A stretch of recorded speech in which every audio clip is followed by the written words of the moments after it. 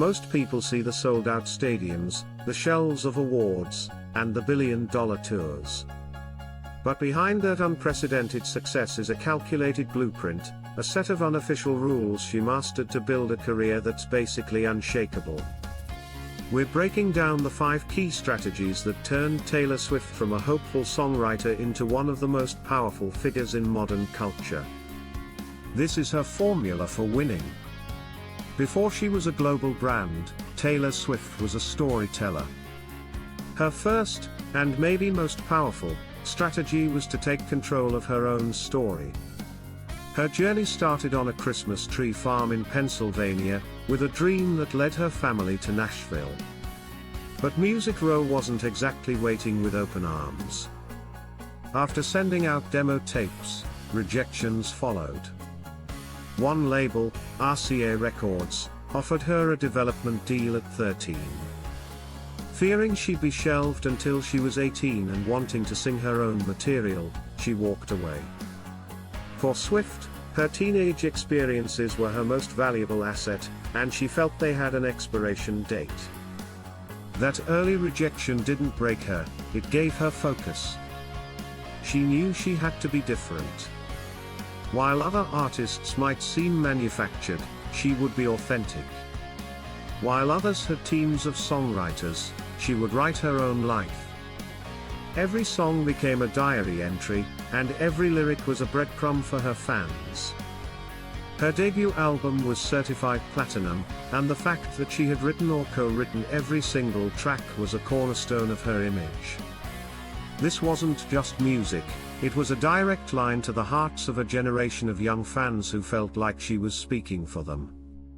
This approach completely changed the artist-fan relationship. She wasn't some distant celebrity, she was a friend you got to know through her music.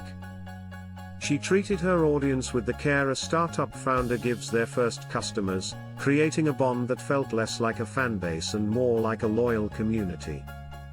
Public setbacks, like the infamous 2009 VMA incident, weren't just career hurdles, they became creative fuel, channeled right back into her art and strengthening the underdog story her audience was so protective of.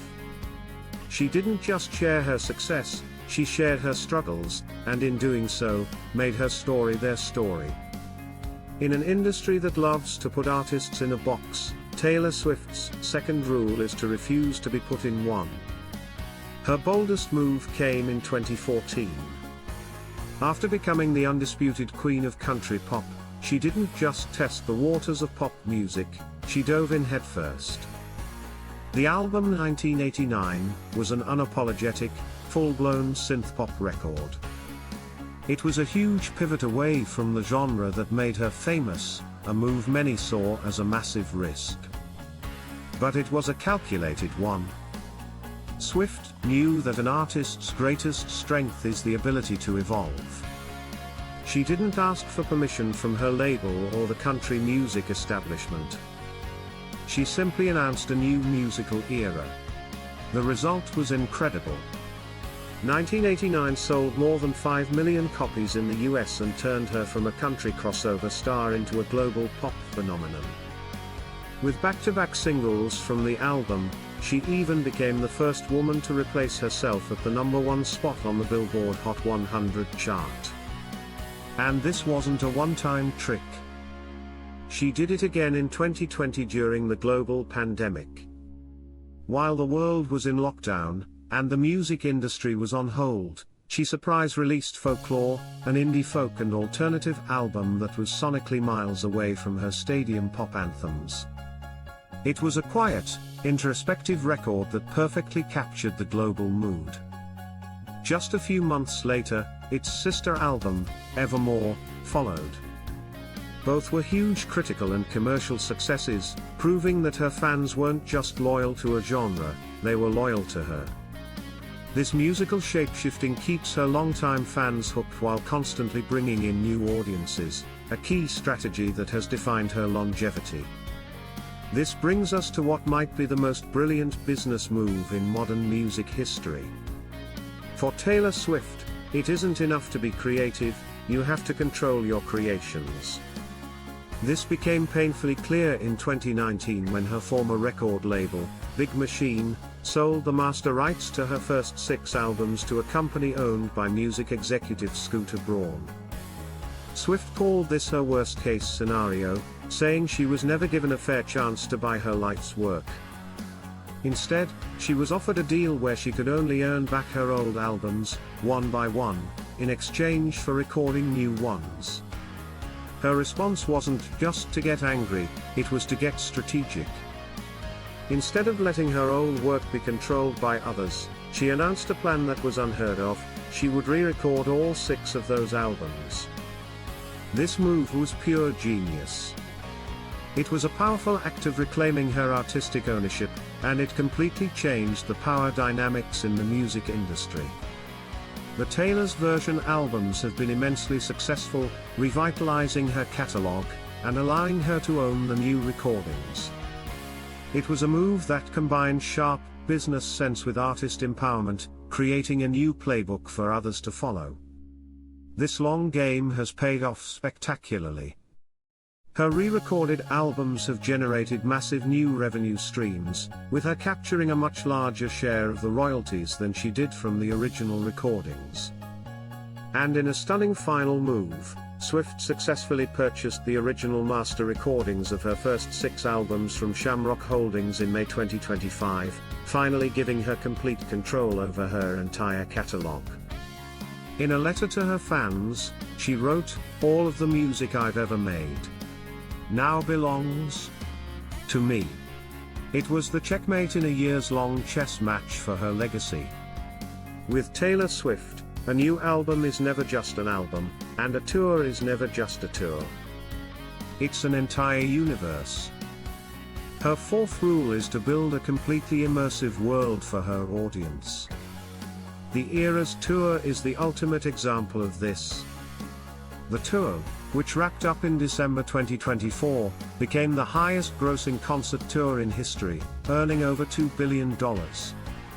It wasn't just a series of concerts, it was a global cultural event. It was designed as a journey through her different musical eras, a 3-hour-plus retrospective of her career.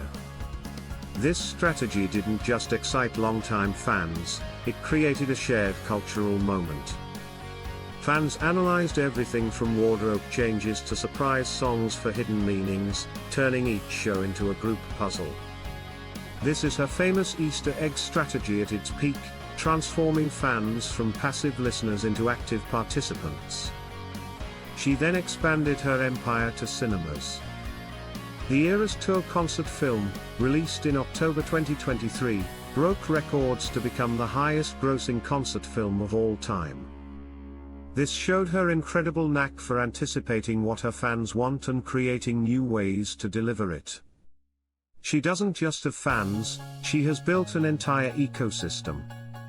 From merchandise to social media, every element is designed to deepen the connection and keep the audience invested. This is a key part of her business model, turning fans from customers into active stakeholders in her story. Finally, after all the strategic moves, Taylor Swift's 5th rule is to completely redefine what success looks like. The records she holds aren't just impressive, they're historic. At the 2024 Grammy Awards, she became the first artist ever to win Album of the Year 4 times, for Fearless, 1989, Folklore, and Midnights. Her album The Tortured Poets Department earned 6 nominations for the 2025 Grammys, continuing her run of critical acclaim. Her dominance on the charts is absolute. After releasing Midnights, she became the first artist in history to claim all top 10 spots on the Billboard Hot 100 chart at the same time. She then broke her own record with the Tortured Poets Department, becoming the first artist to ever hold the entire top 14 spots simultaneously. In September 2025, the RIA announced that she had become the first and only female artist to surpass 100 million certified album units in the US.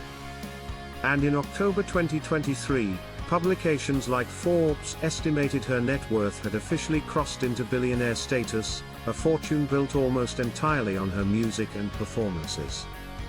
These aren't just vanity metrics. They represent a fundamental shift in the industry. Her success has proven that an artist can achieve massive commercial success while keeping artistic control and a deep, authentic connection with their audience. She has become the new benchmark, an artist whose career is studied as a masterclass in strategy. She's not just playing the game, she has rewritten the rules for everyone. From a teenage girl with a guitar to a global cultural and economic force, Taylor Swift's story is proof that ambition, when paired with a brilliant strategy, is unstoppable. Every move was intentional. What do you think is the most genius part of her strategy? The re-recordings? The genre hopping? Let me know what you think in the comments. And if you want more deep dives into the minds that shape our world, be sure to subscribe. In the end, Taylor Swift's success story isn't about luck.